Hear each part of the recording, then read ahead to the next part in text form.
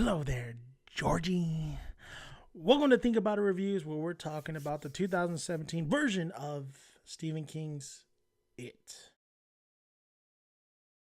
Much as everybody likes or is still scared of Tim Curry's version of the 1990 TV series miniseries of It, from by also saying with Stephen King's book, it's not dated very well. And now seeing the trailers and seeing a lot of the hype, seeing a lot of the press for the new 2007 version of It, I think all of us are pumped. We're ready to watch it. We're ready to see what they came up with, what kind of, if they're able to make it scarier than Tim Curry's. As much as I love Tim Curry's It, even though I was scared when I was a kid, it's laughable. That whole kind of mini series.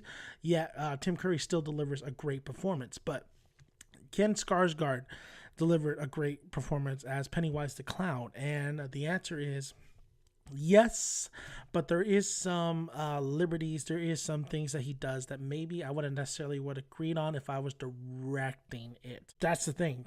I don't know how many times you can play a drinking game every time the kids say it.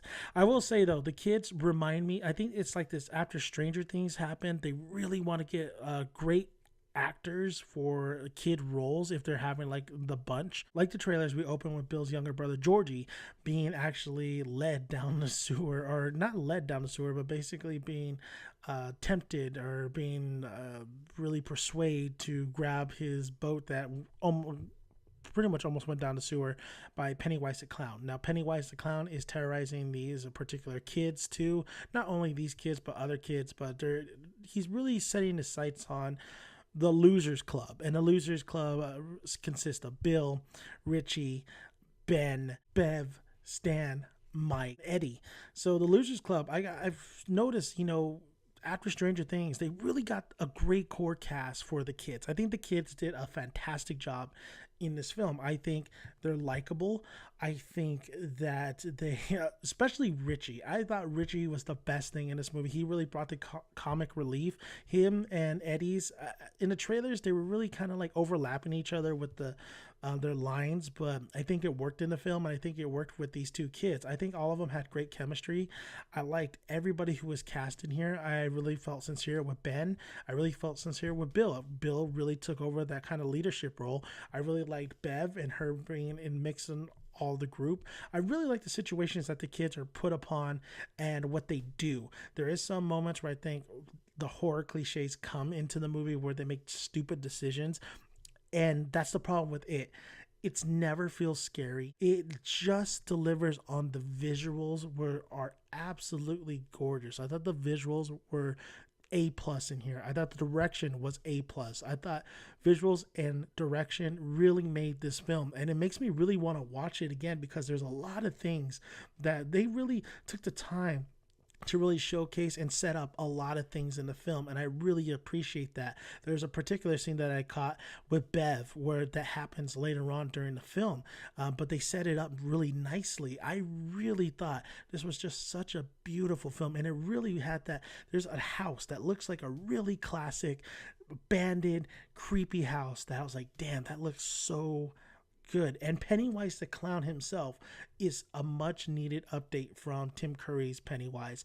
He looks phenomenal. The makeup job is phenomenal. The one thing I don't like is the CGI use in here. I think the CGI use kind of took away from a lot of the scares that were to happen. I would have actually liked a little bit more Pennywise kind of really mocking and really just throwing it at these kids a little bit more. But as Pennywise the Clown, as you see throughout the film, you don't see too much of the clown, honestly. But there's some great visuals of just him laying in wait or him playing around with the kids. I thought that was fantastic. So how does Skarsgård do as it, Pennywise the Clown, the creature? By the way, I gotta say how they really make Pennywise as something different than just the clown. I really did appreciate that factor into it. But like I said, I would have liked a little bit more of Skarsgård actually delivering more lines, actually really playing a lot. They really didn't have him deliver a lot of lines in this film. What they really did was just really visually, and which I really appreciate. I don't want to see like show don't tell, but the problem with this is that he doesn't necessarily have to tell the kids anything. It's just I want to see more of a humiliation game between him and the kids, but that's not what I kind of got. I would have loved to see how far Skarsgård could stretch this character, or what he could do with this character if he really kind of had a little bit more freedom. I will say though, there is some things that I didn't necessarily like with his portrayal as Pennywise. Pennywise is the dancing clown. I get it, but there is some things in here that was a little bit comical, especially two big moments towards the end of the film, which I felt like took me a bit out of the movie, but it's really kind of nitpicking, honestly, but it was kind of comical. I'm just saying. This film had great pacing. I never got bored with it. I was engaged throughout the whole film. I wanted to see where this was leading to. It made me remember a lot of what the miniseries brought to the table, but it just made it better. The updated version by far is better than the 1990 miniseries. They just absolutely nailed it when it came to just making it just a little just more visually appealing and just overall story. There's one kid in here that was absolutely a psychopath, and his name is Henry, which I really appreciate them not going like this particular route that normally horror movies tend to do. So it delivered in all fronts. Visually, the acting was solid. I gotta say, there was no adults in here like Stranger Things that are gonna make you go. There was no adult presence. There was more kid presence, but the kids actually hold their own. The problem about the film, though, it is not scary at all. There is no, even with the jump scares or with the loud music, I think that's a problem with the directors or the editor, where they should have realized that less scary music and more kind of sound effects and really builds up the tension.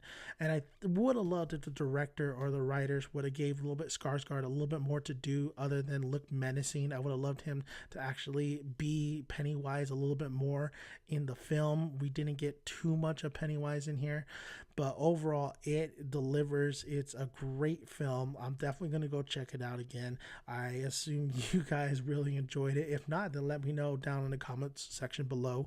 But it delivered. It delivered everything except for being scary. But I always give horror movies a pass if they have great characters.